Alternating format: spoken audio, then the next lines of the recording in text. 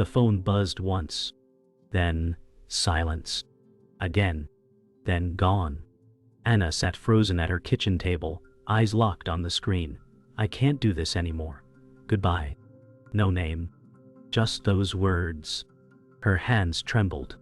The mug she held cracked against the edge of the table, coffee bleeding out like a wound. Outside, the world seemed still, uncaring. Inside, her chest burned. Was it her fault? Was she too much? Too needy? She stared at the message again. Then again. Her breath shortened. Her thoughts raced. Why didn't I see this coming? Was every "I love you" a lie? Her mind spun, dragging her into memories she didn't want but couldn't escape. His laughter, his promises, the way he once looked at her like she was home. Now she was left with silence and digital dust. The hum of the fridge was louder than her heartbeat. Her pulse thudded like a drum of dread. In the chaos, one truth thundered. He left. And she didn't even see it coming. The silence lingered long after the message. Anna didn't move. She felt pinned to her own body like a ghost in glass. Around her, the air felt heavier, as if the room itself mourned. Her fingers tapped against the wooden table rhythmically, not with purpose, just the anxious metronome of panic. Her thoughts spiraled. He must have been planning this. How long? Weeks? Months? Everything suddenly felt like a lie. Her birthday dinner, their weekend hikes, even his whispered promises at night. She clutched her chest, almost surprised to still find a heartbeat there. A flicker of rage mixed with despair. He didn't even say my name. She stood slowly, knees weak, and looked around. The apartment they built together, now a museum of vanishing. The photos on the fridge. The 2 toothbrushes in the bathroom. She walked toward the window and drew the curtains open. Light poured in, uninvited and unkind. She stood still, framed in the light like a faded portrait. Her eyes scanned the street outside but saw nothing. Her mind wasn't here. It was replaying, revisiting, rewinding. Every word they exchanged in the last week now felt suspicious. Every silence, now loaded with meaning. She hated it. She hated how quickly the mind could twist love into accusation, warmth into warfare. She turned from the window and stared at the wall across from her, the one he painted blue because she said it calmed her. It didn't. Not anymore. She walked over and touched the wall with her fingertips, as if feeling for lies in the paint. Her breath hitched again. Her heart was not just broken, it was betrayed. Slowly, she pressed her forehead to the wall, closing her eyes. She didn't cry. Not yet. Her body was still too stunned for tears. But her mind? It was a battlefield already. The ticking clock above the stove clicked louder with every second. She pulled herself away from the wall and walked to the counter. The coffee spill from earlier had soaked half the table. She grabbed a towel with mechanical movements and began wiping the mess. It felt like cleaning a wound that wouldn't stop bleeding. Her phone buzzed again.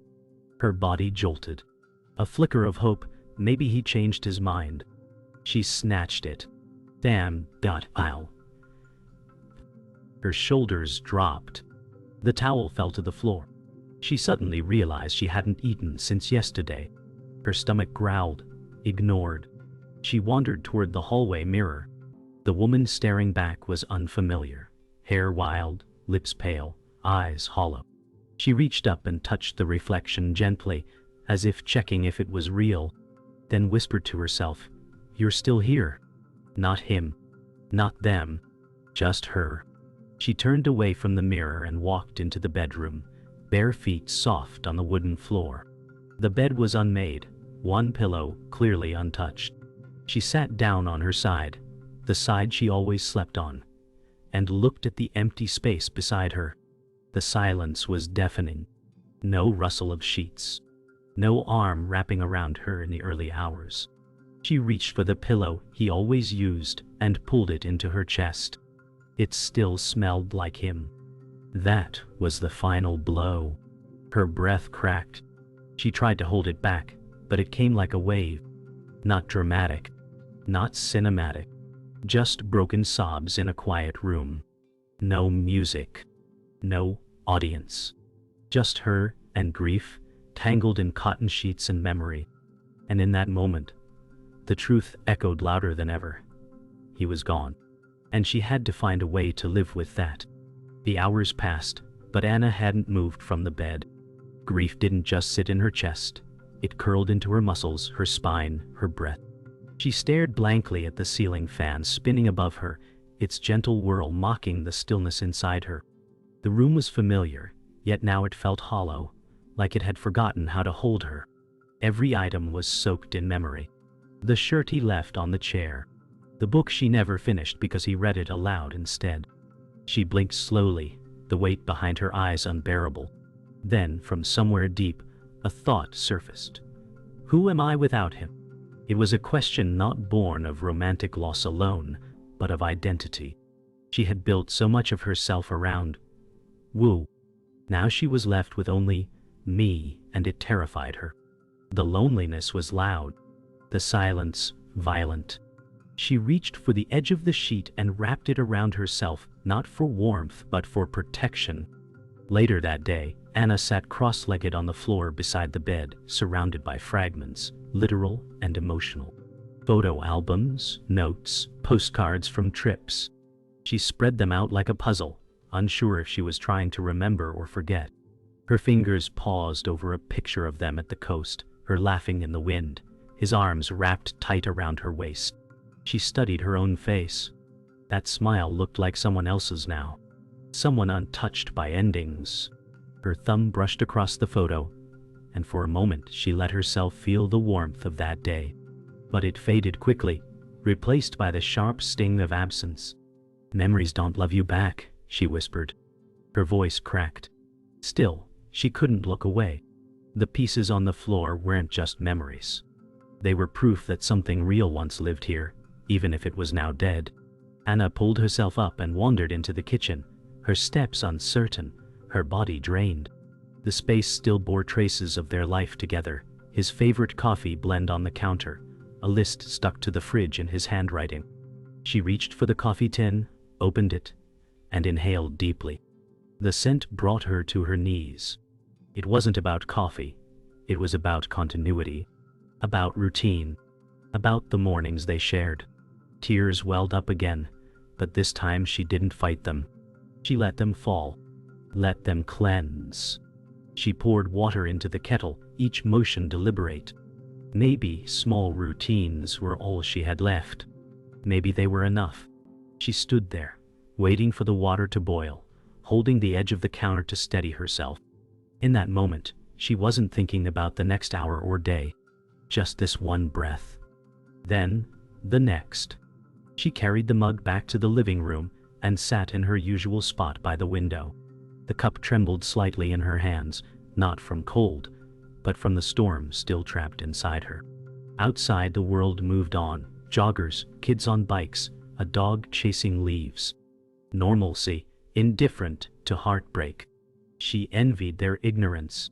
Her reflection in the glass overlaid the world, like a ghost watching life unfold without her. As she sipped the coffee, she whispered, "You don't disappear just because someone stops seeing you." It wasn't a declaration. It was a question. She thought of calling someone, anyone, but the words felt too heavy to carry through a phone. Instead, she sat there, letting the steam of her drink fog the window, until her face vanished from the glass. The world outside kept moving, but so did her breath. And that, she realized, was something. That night, Anna lit a candle. Not for ambience, but for anchoring. The glow was small, but it pushed back the dark.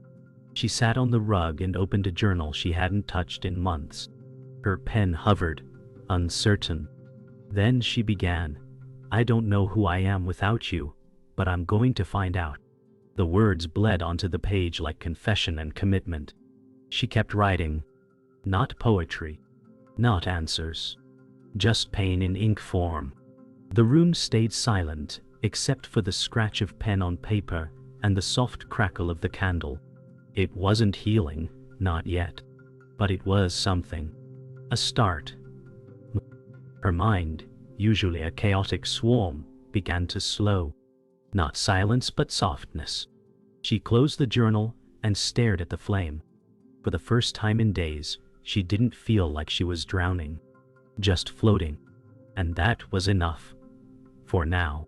The following morning, Anna found herself scrolling through old messages, not looking for answers, just drowning in echoes. His good morning texts, his jokes, his I love yous. She didn't delete them. She couldn't. Every word stung, yet felt sacred. She tried to stop, but the urge was stronger than reason. Each message was a breadcrumb back to who they were. But the trail ended in silence.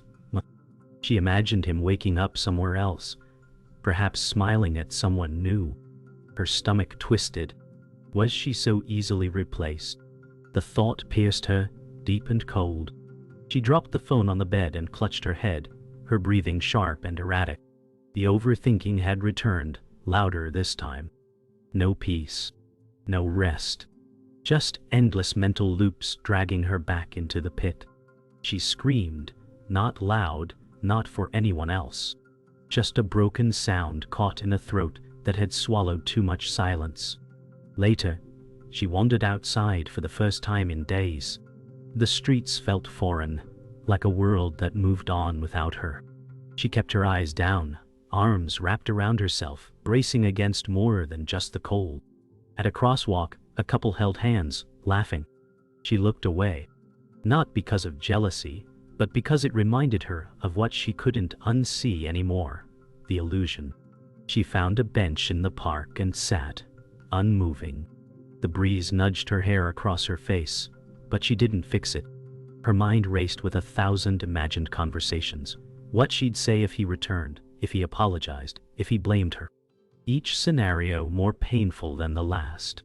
She closed her eyes and whispered, "Please, stop." But the thoughts didn't obey. They ran like wildfire. She gripped the edge of the bench until her knuckles whitened. She needed silence, and couldn't find it. Back home, Anna stood in front of the bathroom mirror again. This time not to weep, but to interrogate. "Why wasn't I enough?" she whispered. Her reflection didn't answer. She leaned in, searching her own eyes like they were a stranger's. Then the self-blame began. Tiny daggers of memory turned inward. Maybe I was too emotional, too clingy. Maybe I pushed him away. She paced the hallway, muttering regrets. Conversations she should have ended differently. Red flags she ignored. Her mind transformed the past into a courtroom, and she was both the accused and the jury. No escape. No forgiveness. Just the ceaseless cycle of imagined fixes to things already broken. When she finally sat down, her shoulders were tense, eyes red, lips bitten raw. The war wasn't with him anymore, it was within. And the battlefield was endless. By afternoon, Anna turned on music, anything to drown the noise inside. The melody was soft, nostalgic. It backfired. Every lyric felt aimed at her. Every chord struck a nerve. She turned it off, cursed under her breath, and threw the remote across the room. Her rage surprised even her. She collapsed onto the couch, fists clenched, whispering apologies to no one. She wasn't just sad, she was angry. At herself. At him. At how love, so soft once, could leave scars so sharp. She remembered the way he used to touch her hand, how it made her feel safe. Now, she recoiled from even her own skin. She buried her face in a pillow and screamed, this time louder. The sound echoed briefly, then faded. Her heart beat like a war drum. Her mind begged for rest. But grief doesn't grant permission. It stays until it finishes the lesson. That night, she sat on the floor, legs crossed, surrounded by quiet. Her journal lay open but untouched. She stared at it like it held the power to rescue her. But no words came. Only questions. Endless, aching questions. What if I'm never okay again? What if this pain never leaves? She curled into herself, head resting on her knees. Her breath came in slow, shallow bursts. For a moment, she considered calling him, just to hear his voice, just to remember she once mattered. Her fingers hovered over the phone, but she didn't press the button. She couldn't. She wouldn't. The urge passed like a wave, crashing, then retreating. She exhaled shakily and whispered, "I have to survive this, somehow." Not a vow. Not a plan. Just a breath in the dark. But in the darkness, even a breath is a rebellion. Anna was cleaning out the drawer he never touched. It was supposed to be hers, the just-in-case drawer full of old receipts, broken pens, and expired coupons. But tucked beneath the mess, she found an envelope. Her name written in his handwriting. No stamp. No date. Just her name. Her fingers trembled as she opened it. The letter inside was brief. Not angry. Not cold. It read like a surrender. "I don't know how to carry what I'm feeling anymore. It has nothing to do with you. You've been my only light. But I feel broken in ways I can't explain. I'm sorry I couldn't say this out loud." Her knees gave way. She sank to the floor. The words echoed louder than the silence ever had. It wasn't abandonment. It was drowning. And he'd gone under without her even seeing the waves. She held the letter like a lifeline, even as it tore everything she thought she knew apart. She read the letter again. Then again. Each line unraveled the story she thought she knew. He hadn't left because she wasn't enough. He left because he felt he wasn't. A lifetime of overthinking crumbled in an instant. Her mind, which had crafted 1,000 cruel narratives, now had to face something worse than blame, understanding. She saw the cracks in his laughter now, the pauses in his affection, the moments he looked at her but through her, like he was somewhere else. Her grief took on a new shape. It wasn't rejection, it was tragedy. She sat with that truth, letting it pierce her slowly. And in the quiet, something inside her whispered, "Maybe you weren't the cause of the storm. Maybe you just loved someone who was already drowning."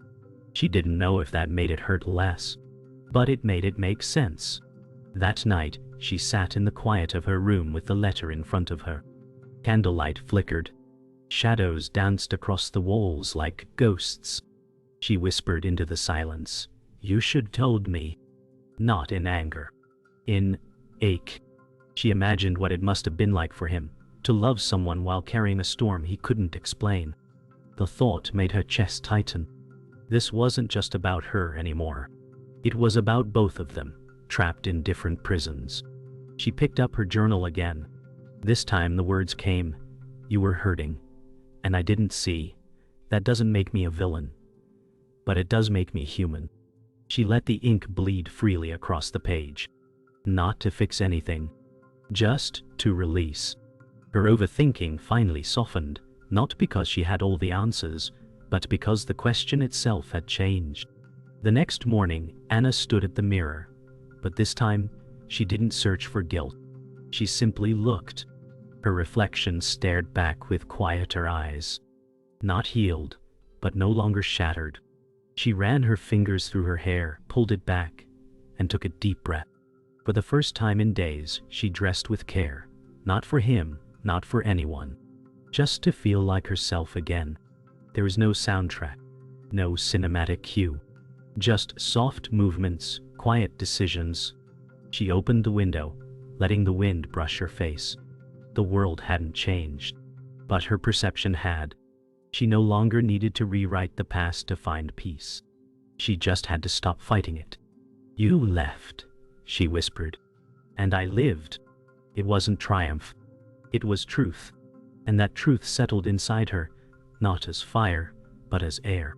Later, she returned to the park bench, the same one where her thoughts had once screamed. But this time, they whispered. She sat quietly, watching the wind stir the trees. She didn't check her phone. She didn't look for closure. She just breathed. Around her, life moved. The same couple passed by, still laughing. This time she didn't look away. She smiled faintly. Not because she wanted what they had, but because she finally knew she didn't need it to be whole. In her lap, the journal lay open. Her pen moved slowly. Today, I didn't spiral. I simply felt. It wasn't a breakthrough. It was a beginning. The bench, once a place of despair, now held a new memory, one she chose. Not made by someone else. Not tied to pain, but born of her own presence. Why? And that, she realized, was the real gift. The rain came without warning. Anna was out walking, coat unzipped, hair down. She didn't rush, didn't flinch. The water soaked her through, but she kept going. Step by step. Her chest ached, not from grief, but from something deeper, release. For weeks, she had carried her pain like armor, but now she let it pour through her. The sky wept, and she welcomed it. Each drop felt like a blessing. Her breath came heavy, but free. Her heart, once clenched like a fist, began to open. She whispered into the storm, "You hurt me, but I won't carry your silence anymore." Her voice cracked, but she didn't stop. She was speaking to the memory, to the ghosts, to herself. This wasn't closure. It was cleansing. The tears and the rain mixed, indistinguishable. And for once she didn't need to explain it to anyone. She just kept walking. Soaked and shaking, Anna returned home. She peeled off her wet clothes, changed into dry layers, then stood barefoot on the rug, looking at herself in the mirror. Her eyes were raw, lips slightly parted. But something was different. Her face no longer wore the expression of someone seeking validation. It held resolve. She lit incense and sat cross-legged on the floor, closing her eyes. The room filled with the scent of sandalwood. Her thoughts came, uninvited, but she didn't chase them. She watched them rise, then fade. Her breath deepened. Not peace. Not yet. But presence. She whispered, "I can live through this." She wasn't reciting a mantra. She was stating a truth. One learned not in books or retreats, but in heartbreak. And in that stillness, a part of her finally exhaled. A knock at the door startled her. Not urgent, just a gentle rhythm. She opened it to find a package on the ground. No name, no note. Inside, a book they once discussed, wrapped in brown paper. Her hands trembled as she held it. Was it from him? Or someone who knew? It didn't matter. What mattered was how it felt, like the universe reminding her that she was seen, that her pain wasn't invisible. She placed the book on the table and smiled. Small, but real. For the first time, she didn't spiral into what-ifs. She didn't invent scenarios. She simply accepted the gesture. And in doing so, she reclaimed something vital, her ability to feel joy, untainted by expectation. The book remained unopened. It wasn't about the words inside. It was about knowing she still mattered, quietly, gently, wholly. That evening, Anna lit the fireplace for the first time since the breakup. She curled into a blanket on the couch, the book beside her, untouched. A soft playlist played in the background, instrumentals, gentle and wordless. She wasn't lonely. She was alone. And there's a difference. She sipped tea and watched the flames dance. No overthinking. No mind loops. Just presence. The kind that had once felt impossible. She thought of him. Not with anger. Not even sadness. Just recognition. He was part of her story, but not the whole of it. And maybe that was okay. Maybe it always had been. She looked out the window at the night, and for the first time the darkness didn't feel like a threat. It felt like a companion. She whispered, "I'm still here. Not broken. Not whole. But real." As midnight approached, Anna stepped onto the balcony. The city hummed below. Soft, distant, alive. She looked up. The sky was cloudy, but one star pierced through. She inhaled the night air deeply. This was her moment. No drama. No collapse. Just quiet transformation. She didn't need to be healed to be whole. She didn't need to have the answers to stop asking the same questions. She only needed to exist. And that somehow was enough. She closed her eyes and stood in silence. The world didn't pause for her pain, but it also didn't demand her perfection. The wind tugged gently at her hair, and she let it. As she turned back inside, she whispered one final truth into the night. I am not what I lost. I am what I survived. And this time, she meant it. The next morning, sunlight poured into the apartment uninvited, but not unwelcome. Anna woke slowly, without panic. Kind of waking that doesn't rush. Her eyes opened to quiet, not chaos. The bed still had only one body, but it no longer felt empty, just hers. She lay there a moment longer, savoring the silence. The overthinking hadn't vanished, but it had softened. Thoughts came like clouds now, not storms. She stretched beneath the blanket, feeling her body as her own again. No more holding tension for someone else. No more rehearsing pain. She whispered, "This is what it means to begin again." The words didn't feel dramatic. They felt earned. Outside, a bird chirped. Inside, she smiled faintly. She didn't know where the day would take her, but she no longer feared her own mind. And that was more than she'd had in weeks. Anna moved through her morning deliberately. She brewed coffee, not for comfort, but out of ritual. She hummed while she waited, surprising herself. She didn't check her phone. She didn't scroll through old photos. She simply stood in the kitchen, breathing in the aroma, her feet warm on the tiled floor. This was healing, she realized, not in grand gestures, but in small returns. She took her mug to the window and opened it wide. The breeze was cool, the sun bold. Her plants rustled slightly, thirsty but alive. She sipped slowly, not out of distraction, but out of presence. She didn't need to chase a purpose in every moment. She only had to be in it. That too was enough. Her scars were still there, but they no longer bled. She didn't know what came next, but she was no longer waiting to be rescued from it. She spent the afternoon organizing, not obsessively, intentionally, clearing space not for someone else, but for herself. The drawer once filled with his things was now empty, waiting to hold what came next. The photos stayed, but were no longer altars, just memories. She smiled at one of them, traced her younger self with a finger, and gently placed it back in the box.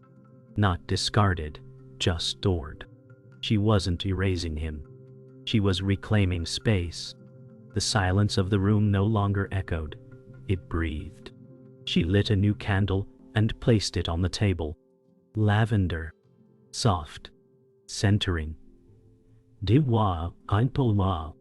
As it burned, she felt a strange sense of ceremony. It wasn't closure. It was continuation. A life interrupted now resumed.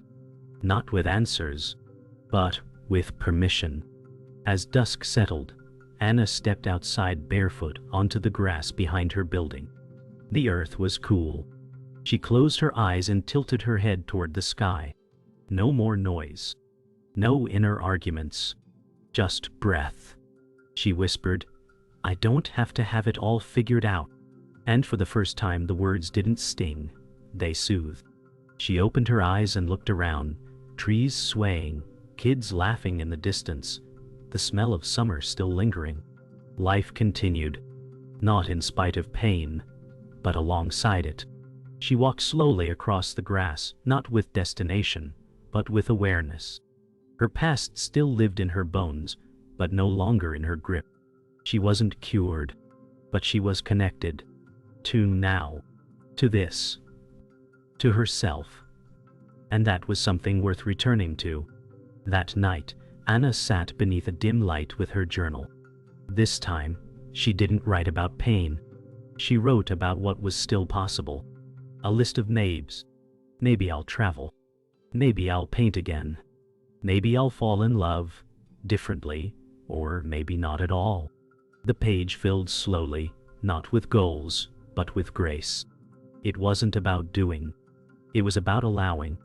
She looked at what she'd written and smiled.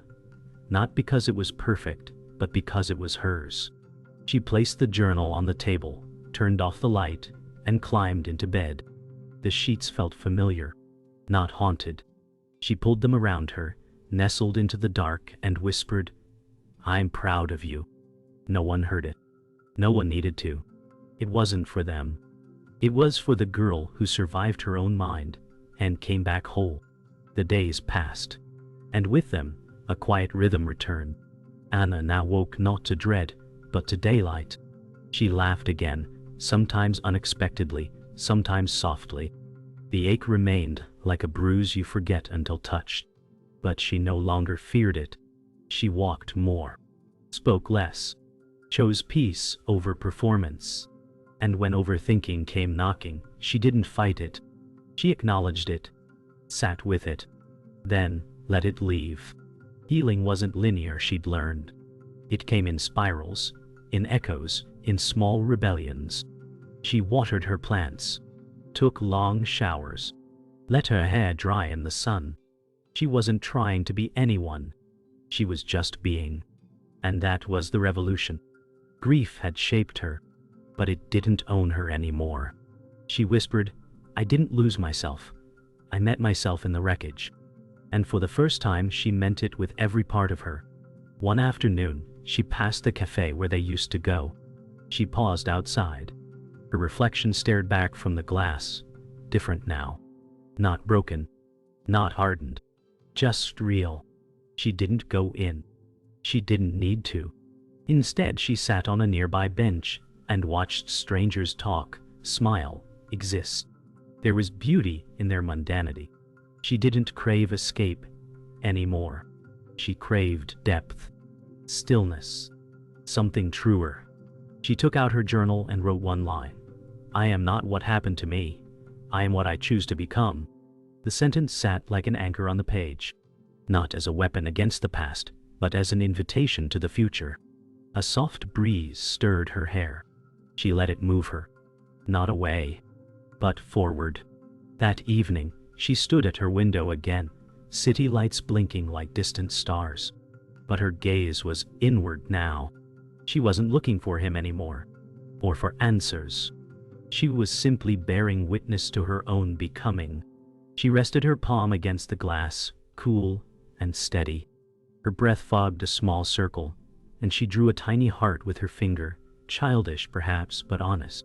She smiled, not because everything was fixed, but because she no longer needed it to be.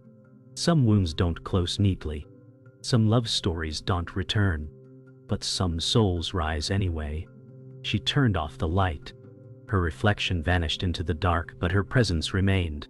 She had become the quiet she once chased, the calm after the unraveling, a silence that didn't scream, but sang. She curled into bed later that night, not out of exhaustion, but gratitude.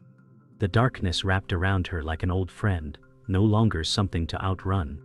As she laid there, her mind offered memories, some tender, some sharp, but she didn't flinch. She let them pass like clouds over water. The old version of her, the one that clung to control, to explanation, to punishment, was fading. In her place, something softer had emerged. She pulled the blanket up to her chin and whispered a thank you, not to him, not to him, not to fate, but to herself, for staying, for breathing, for beginning again when nothing made sense. She closed her eyes, not hoping for dreams, but welcoming whatever came.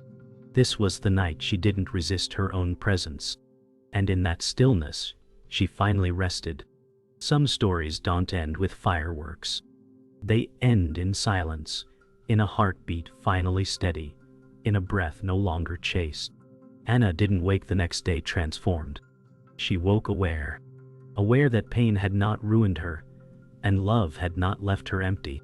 She stepped into the light, not with certainty, but with presence. She smiled at her reflection, made her coffee, opened the window. Life didn't look new, but she did.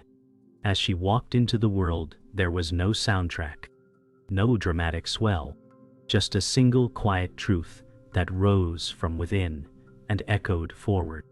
A sentence she didn't write in her journal, but carried in her bones. One she didn't say aloud, but lived fully. And if we had to put words to it, they would be these.